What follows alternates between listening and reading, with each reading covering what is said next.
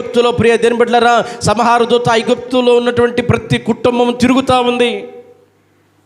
మగపిల్లలందరినీ కత్తితో చంపేస్తూ ఉంది. రక్తము ఐగుప్తులో ఏరులై పారుతుంది. అయితే ఇశ్రాయేలీల కుటుంబంలోనికి మాత్రం సంహార దూత రాలేదు. కారణం ఏమిటి?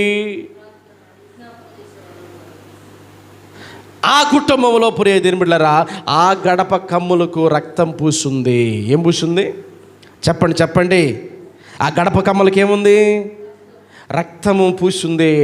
ఇజ్రాయేలీల చూడండి కుటుంబాలన్నిటికీ, వారి యొక్క గృహాలన్నిటికీ ఆ గడప కమ్ములకు ఏం పూశారు?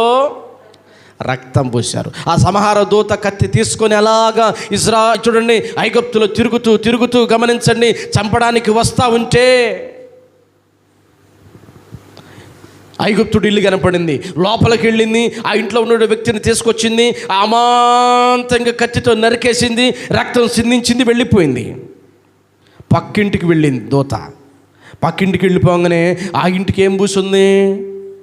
రక్తం పూసి, అమ్మో ఈ ఇంటిని నేనేం చేయకూడదు, ఈ ఇంటికి రక్షణ ఉంది, ఈ ఇంటికి క్షేమం ఉంది, ఈ ఇంట్లో దేవుడు ఉన్నాడు, ఈ ప్రజలను ఏం చేయకూడదు అని చెప్పి ఆ సంహార దూత దాటి వెళ్ళిపోయింది. అర్థమవుతుందా? ఏమైపోయిందంట? సంహార దూత దాటి వెళ్ళిపోయింది. మరలా ఇంకొక ఇంటికి వెళ్ళింది. ఆ ఇంటికి ప్రియ దేవుని బిడ్డలారా చూడండి, ఆ ఇంట్లో ఏమీ రక్తము పూసలేదు. లోపలికి వెళ్ళింది. ఆ లోపల ప్రియ దేవుని బిడ్డలారా గమనించండి, ఆ మగపిల్లవాడిని తీసుకొచ్చింది. అమాంతంగా కత్తితో నరికి చంపేసింది. మరలా ఇంకొక ఇంటికి వెళ్ళింది సంహార దూత. ఆ ఇంటికి పోగానే అక్కడ ఏం పూసింది? రక్తం పూసింది. వెంటనే ప్రియ దేవుని బిడ్డలారా గమనించండి, ఆ రక్తం పూసాకనే ఆ సంహార దూత ఏం చేసింది? ఇక దాటి వెళ్ళిపోయింది. నేను అంటాను ప్రియ దేవుని బిడ్డలారా, ఆనాడు సంహార దూత ఏం చేసింది అంటే, ఏ ఇంటికైతే రక్తం ఉంటుందో ఆ ఇంటిని కాపాడింది కదా. ఏ ఇంటికైతే గమనించండి రక్తం లేదో ఆ ఇంటిని నాశనం చేసింది కదా.